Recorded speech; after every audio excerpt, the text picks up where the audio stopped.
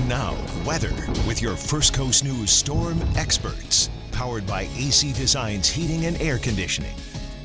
So I would like to underline what you just talked about, because if it wasn't for the cold and the precipitation to come, we'd be talking about just plain the nor'easter. Right. Gale force winds for 2 days. We had 15-foot seas out there. You combine that with the full blue wolf super, did I get it all? Yeah, moon, yep. And tides are way up, even on the St. Johns River, about 2 feet above. So it's a big deal, but compared to everything else, maybe not as big of a deal. We suggested that, again, if you want to be your own forecast, follow the temperature, because every degree matters. We talked about it 6 o'clock this evening, in core of Jacksonville it was 39.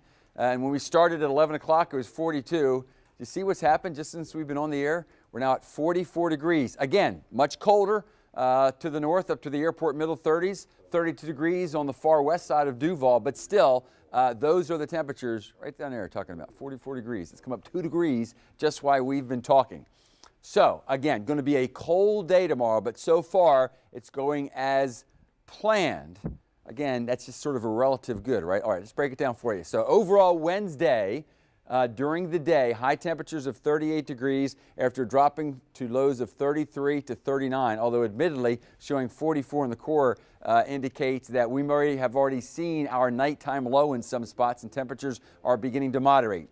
For the fun, that is the flakes. Those of you just want to see a few flakes, it's possible, but if that occurs in Duval, that will not happen until later in the afternoon. Let's go where it's probably not going to be fun until it's all over. Maybe once it's all over, you can play in the snow, but until then, transportation will be a mess, and is not recommended for those northwest of Duval. Talking about Charlton, Pierce, Brantley, and Ware County. At dawn, going to start with temperatures of 26 to 32, and there will be freezing rain. It's going to change to snow. Could see about 2 to 4 inches, especially Patterson on over to about Waycross, and then on Thursday morning down to 19 degrees. Next in line as far as the worst of the transportation, again, just north of Duval into Nassau, Camden, and Glenn counties. Going to start off at the morning at 29 to 33 degrees. Temperatures just above freezing out on the islands, but west of the islands, and also most concerned about the Sidney Lanier Bridge. Freezing rain could be a big problem